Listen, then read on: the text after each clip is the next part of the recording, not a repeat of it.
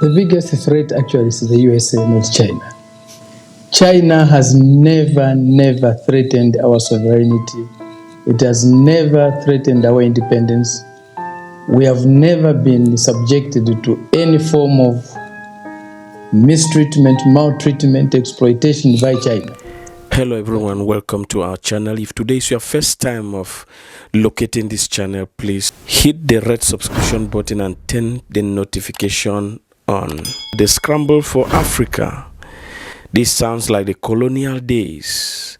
For the past 10 to 15 years, China has emerged as one of the nations that has found interest in Africa.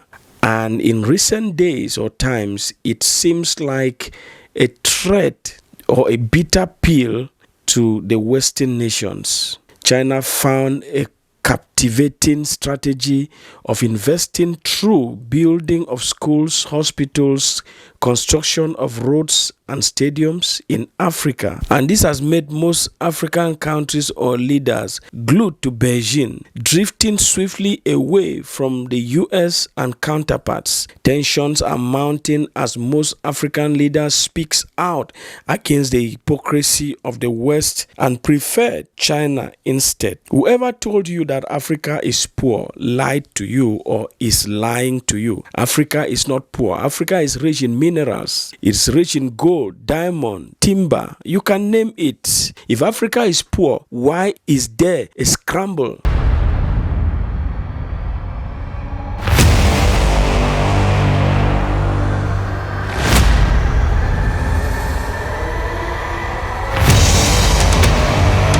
Of Zambia, and we are very honored to be joined here on the show by Dr. Fred Mbembe, who is the president of the Socialist Party of Zambia. Dr. Mbembe, thank you so much for being with us.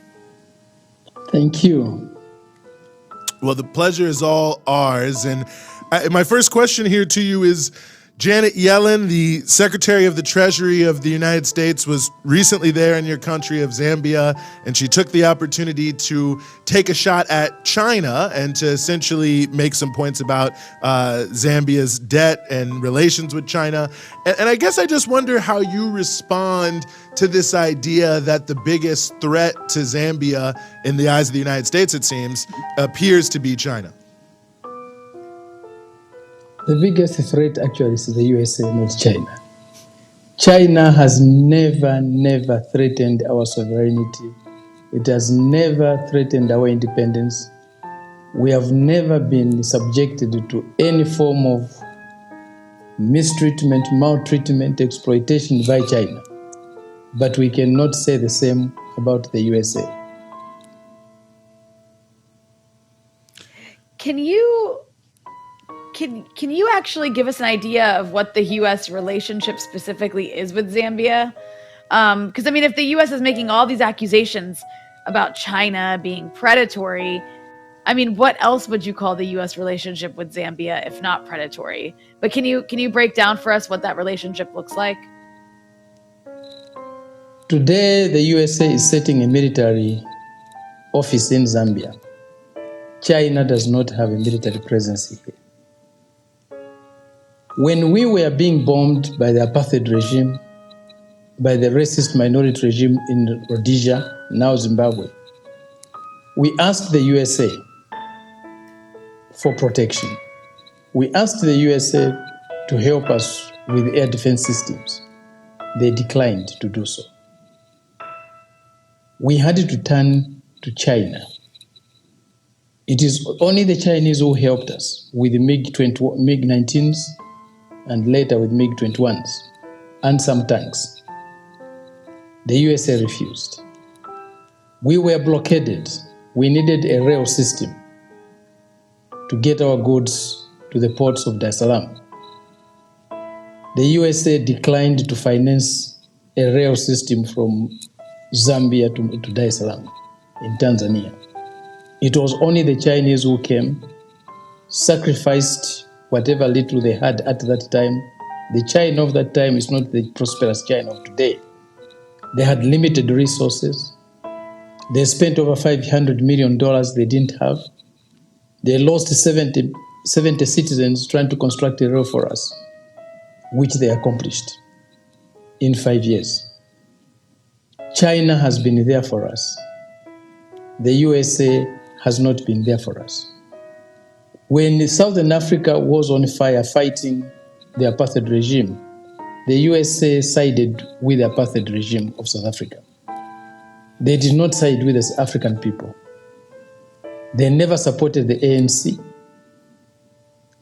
They labeled Mandela a terrorist, but today they exalt Mandela in all sorts of ways. SWAPO was a terrorist organization in Namibia. ZANLA and ZIPRA in Zimbabwe were terrorist organizations. They were not on our side. They were on the side of the oppressors of this continent. They participated in the killing of our leaders. The USA participated in the killing of Patrice Lumumba. The USA participated in the toppling of Kwame Nkrumah. The USA participated in the assassination of Muammar Gaddafi. The USA participated in so many coups on the African continent. China has never participated in any coup. China has never killed a single African. How many Africans had the USA killed? What has China done against us compared to what the US has done against us?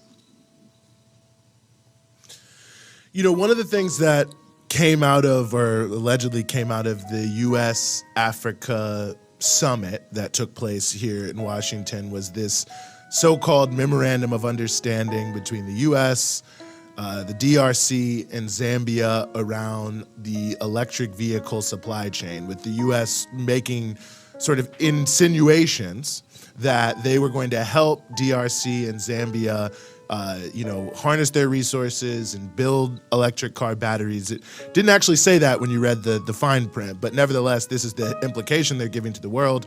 So I wonder how you react to this Memorandum of Understanding and the idea coming from the United States that somehow they're going to help Zambia industrialize. It's very strange that the USA government can directly append its signature as a government to a business deal. They usually send their corporations to do that. Doesn't it raise questions that the USA government now wants to get into car batteries directly, signing a memorandum of understanding? The issue is Zambia and Congo and Zimbabwe today have got the critical minerals the 21st century technologies we need.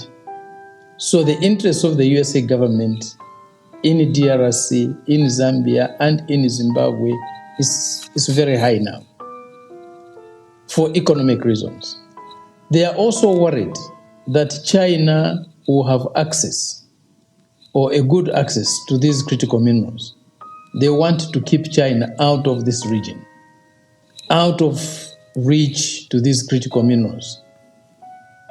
Is that in our interest? No. These critical minerals need to be utilized by all citizens of this world. By all human beings on this planet should benefit from that. But more so us who are privileged to have these minerals in our territories.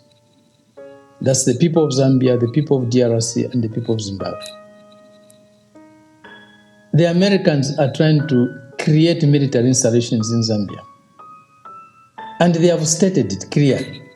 Zambia is in the front line of their attacks, of their struggle against China.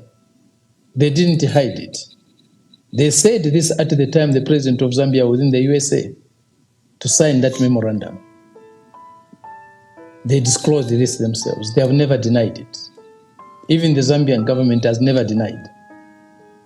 So there is an anti-China crusade, and they want Zambia to be a champion of that.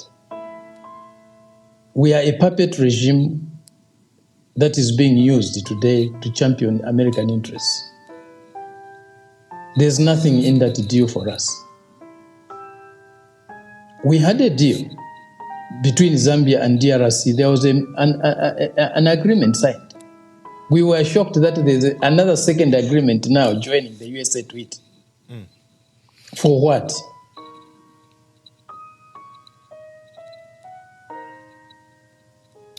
Well, there is also the issue of that the U.S. constantly raises of the accusation that China is doing debt trap diplomacy, which I know is a term that you've heard. And sometimes they'll use Zambia as an example that China makes these unfair deals with countries like Zambia that leave Zambia and other countries in debt, and that allow Chinese companies to take advantage. So I'm curious if you could tell us a little bit about what is the relationship between China and Zambia and surrounding countries, and what is the actual dynamic between China and these African countries in terms of these various loans that they're giving? I think let's look at the figures. Today, only 30% of Zambia's foreign debt is held by China. 70% is held by Western countries and private individuals, well, private organizations. Most of the private debt today is between the USA and Britain in terms of private market bonds. If there's a debt trap, who holds the 30% and who holds 70%? Who has trapped Zambia? If there's a debt trap, really, it's the USA and Britain that are holding Zambia at ransom in terms of debt. China only holds 30%. And what has that 30% debt been spent on? It has spent on developing hydropower stations, airports, roads, water systems, hospitals, schools, government buildings, and so on. What does the 70% that we hold from the Western countries, mainly USA and Britain, what do we have to show for it? Speculative, profiteering debt. There's very little that I can tell you that this is what it was spent on. That debt was actually spent on paying some of the debts, paying refunds, of VAT to Western corporations, mining corporations. So, who has trapped who? If there's a debt trap, it's the Western countries that have trapped us into a debt. The IMF is coming in with an extended credit facility. For what? Just to enable Zambia to meet its debts, its debt obligations. To who? To the Western corporations, to the Western private entities. It's not about China. The debt that we have, the problems is not because of China debt, no. It's the debt we owe Western institutions. 70% of our foreign debt is with Western institutions. And that's what they want us to pay back. It's not the internal debt, the local debt that the Zambian government holds that they want us to pay. If they wanted us to develop, they would help us to pay the internal debt that would generate more production. So the whole thing of a debt trap by China is a lie. And I think that lie has been exposed enough.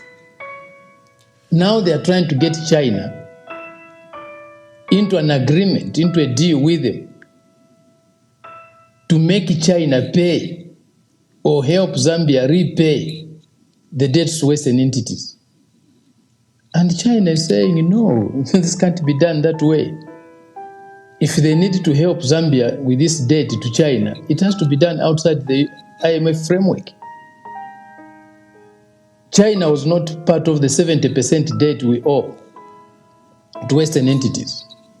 China has no problems with the debts owed to it by Zambia. The default that we had was with Western institutions, with Eurobonds. It wasn't with China. There's not been a default with China. China has not raised the alarm of Zambia failing to meet its obligations. So the debt trap is with Western institutions, it's with USA institutions, with British institutions. It's not with China. It's a lie. That's why today they are trying to plead with China to help them get their debts out of Zambia.